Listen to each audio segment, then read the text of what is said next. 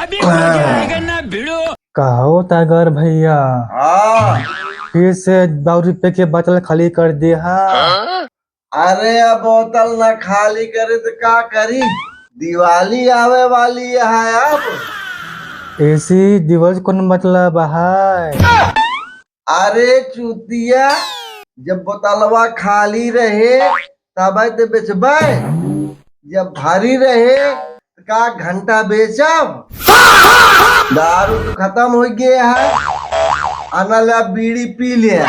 नहीं भैया नहीं, काहे का? नशा करे से आदत खराब हो जाते। अरे घंटा खराब हो जाता है। आज हम 40 साल से दारू बीड़ी पियत ही, हमारी आदत तो ना ही खराब है।